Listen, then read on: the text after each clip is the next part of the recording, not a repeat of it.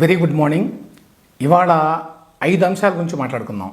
First, Raghurama కేసులో కొత్త మలుపు. రెండవది, విజయసాయిరెడ్డి లాంటి ఐడియల్ పాలిటీషియన్ మరొకరు ఉండరు అని చెప్పి సాక్షి వారు చెప్తున్నారు. ఆ విశేషాలంటూ వివరిస్తా. 3, యూరప్లో ఉండే తెలుగు ఎన్ఆర్ఐల డేటా లీక్ అయింది. ఎన్ఆర్ఐ టీడీపీఏ లీక్ చేసింది.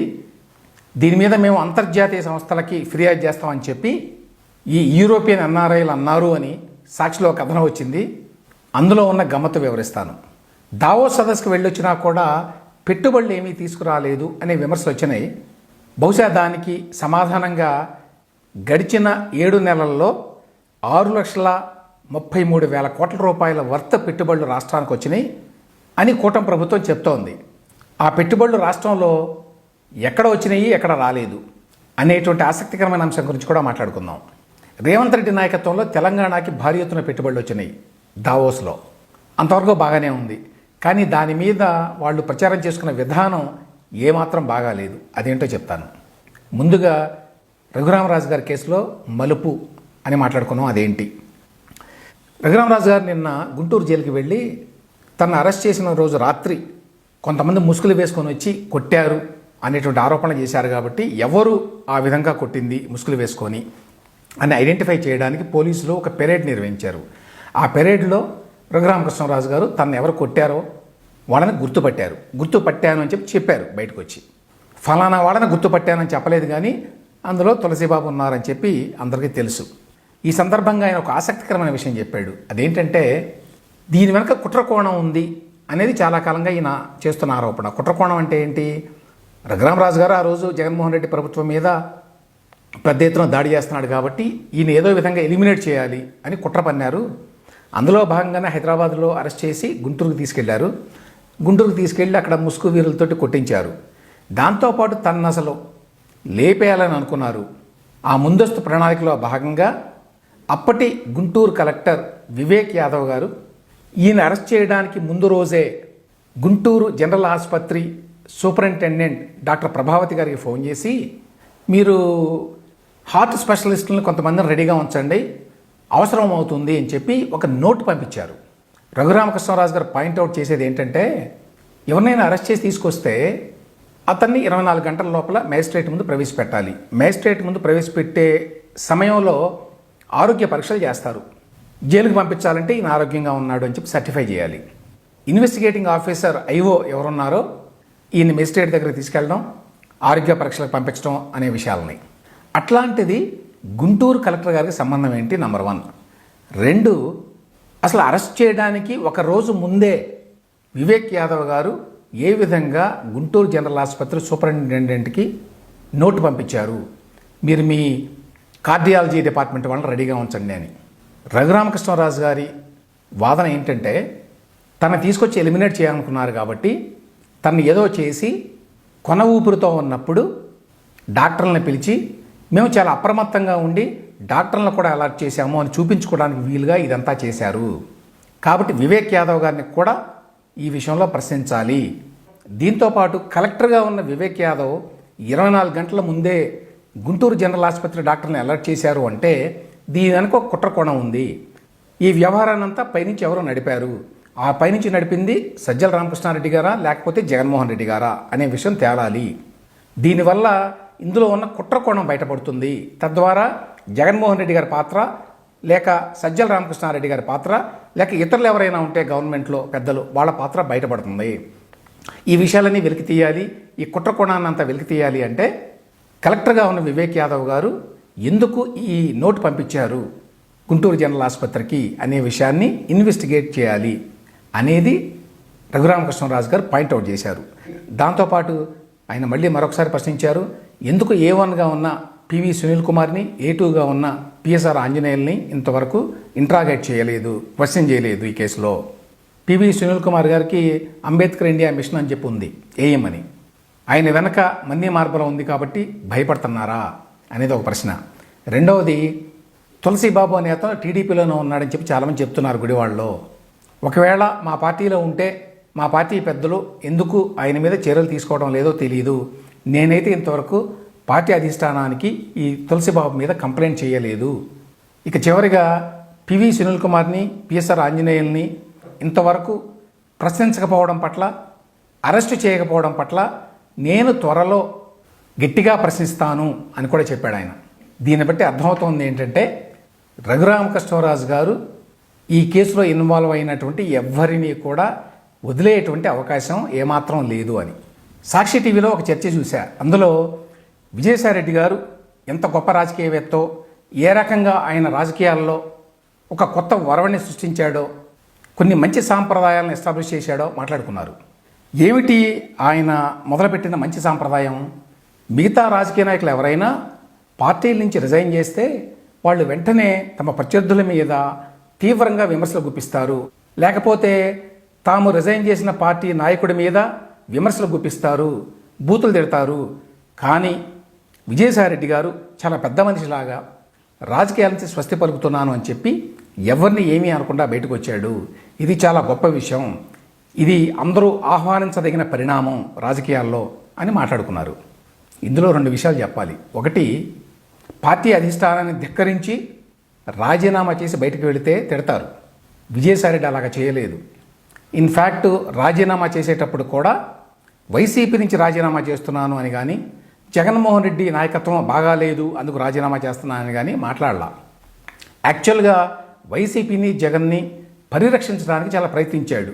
రాజకీయాలకు స్వస్తి పలుకుతున్నాను అన్నాడు కానీ వైసీపీకి రాజీనామా చేస్తున్నాను అని ప్రకటన ఇవ్వాల. రాజకీయాలకు స్వస్తి పలుకుతున్నాడు కాబట్టి అందులో భాగంగా వైసీపీకి రాజీనామా అన్నట్టుగా మాట్లాడాడు. అంటే అర్థం ఏంటి? ఇప్పటికీ వైసీపీతోటి, జగన్మోహన్ రెడ్డితోటి విజయసాయిరెడ్డికి మంచి సంబంధాలు ఉన్నాయని. కాబట్టి ఆయన క్రిటిసైజ్ చేయడు, అందులో గొప్ప విషయం ఏమీ లేదు. రెండోది, గతంలో తెలుగుదేశం పార్టీ నుంచి 4 రాజ్యసభ ఎంపీలు బీజేపీలో చేరారు. అప్పుడు కూడా వాళ్ళెవరూ తెలుగుదేశం పార్టీని, చంద్రబాబు నాయుడిని విమర్శించాల. కొన్ని ప్రత్యేక పరిస్థితుల వల్ల మేము పార్టీ మారాం అని మాత్రమే చెప్పారు.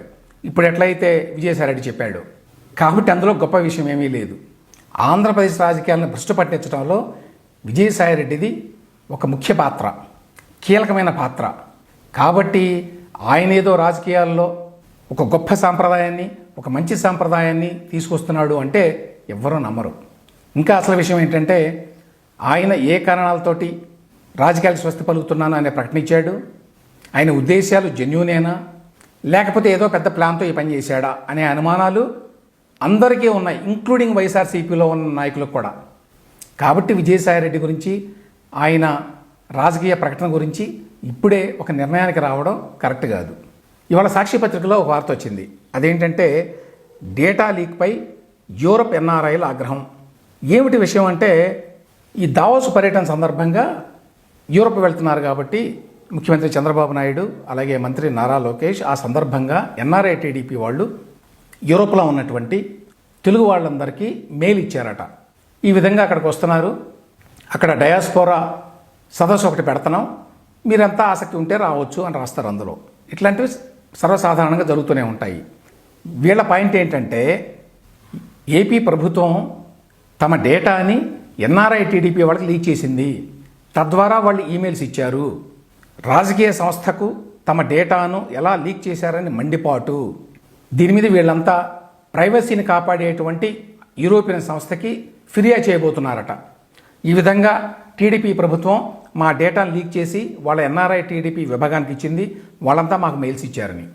రాష్ట్రం నుంచి ఇట్లా ముఖ్య నాయకులు వేరే దేశాలకు వెళితే అక్కడ స్థానికంగా ఉండే తెలుగు వాళ్ళంతా కూడా, లేకపోతే ఆర్గనైజేషన్స్ మెయిల్స్ ఇస్తాయి, ఇట్లా వస్తున్నారు, ఆసక్తి ఉంటే మీరంతా రావచ్చు అని, లేకపోతే మీరంతా రండి అని. ఇందులో పెద్ద విశేషం ఏమీ లేదు, ఇందులో డేటా లీక్ ఏమీ లేదు. కానీ ఈ విధంగా డేటా లీక్ చేశారని చెప్పి ఐరోపాలో ఉన్నటువంటి ఎన్ఆర్ఐలు ఫిర్యాదులు చేయబోతున్నారు అని వార్త వేశారు కదా వీళ్ళు. ఇందులో హాస్యాస్పదమైన విషయం ఏంటంటే, ఎవరి యూరోపియన్ ఎన్ఆర్ఐస్ ఇట్లా కంప్లైంట్ చేయబోతోంది, సరే వాళ్ళు వైఎస్ఆర్సీపీకి అసోసియేట్ అయి ఉన్నా కూడా పర్వాలా, అసలు ఎవరు వీళ్ళు, ఏంటి ఆ సంస్థ అని చూస్తే అదే వార్తలో ఎవరెవరు దీని గురించి మాట్లాడారు, ఎవరెవరు విమర్శించారు అని చెప్పి లిస్ట్ ఇచ్చారు. ఆ లిస్టులో ఉన్న వాళ్ళంతా కూడా ఏపీలో ఉండేవాళ్లే, వాళ్ళెవ్వరూ ఐరోపాలో ఉండేవాళ్ళు కాదు.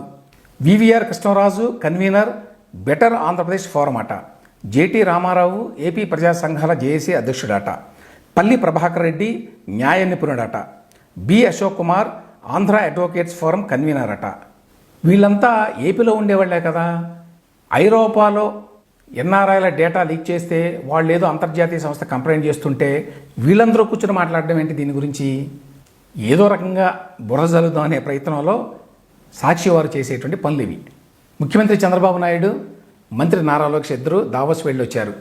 కానీ ఈసారి పెట్టుబడులకు సంబంధించి ఎటువంటి ఎంఓఏలు జరగల. దాని మీద విమర్శలు వచ్చినాయి. బహుశా దాన్ని కౌంటర్ చేయడానికి గడిచిన 7 నెలల్లో ఎన్ని పెట్టుబడులు వచ్చినాయి అనే దాన్ని ఒక లిస్ట్ని రిలీజ్ చేశారు వాళ్ళు.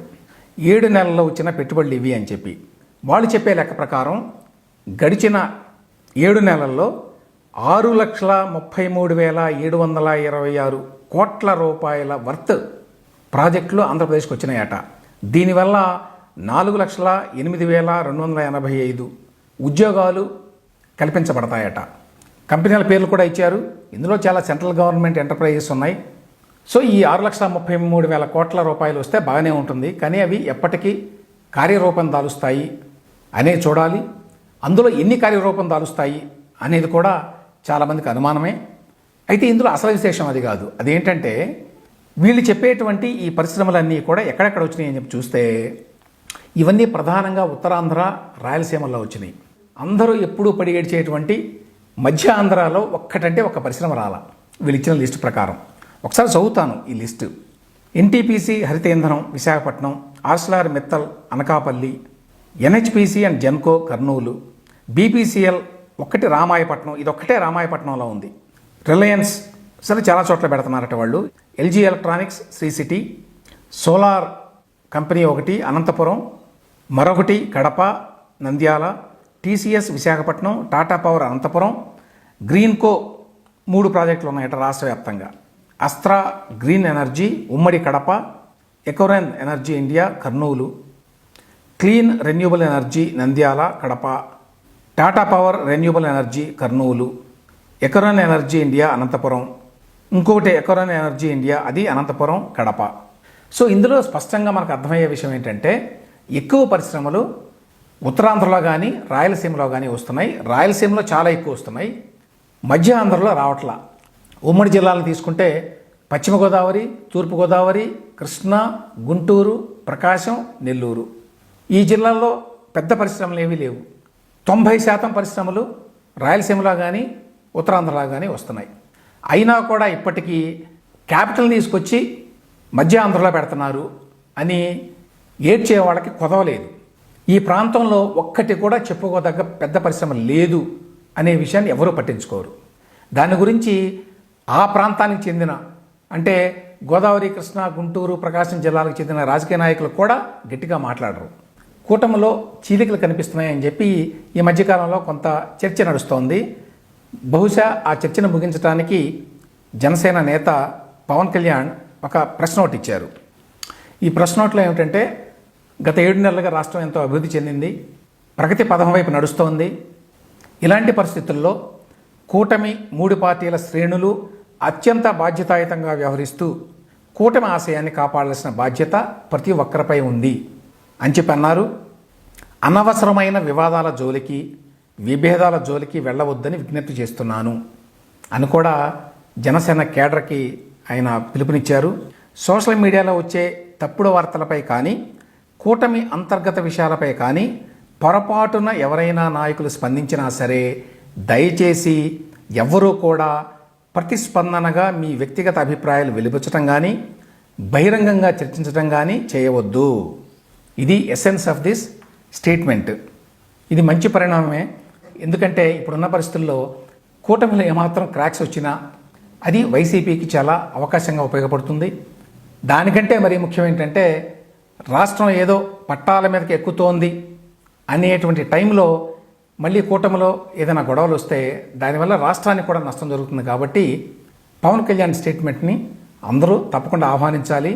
ఆ మేరకి కూటమిలో అన్ని పార్టీలు కూడా ఆ అడ్వైజ్ని ఫాలో కావాలి.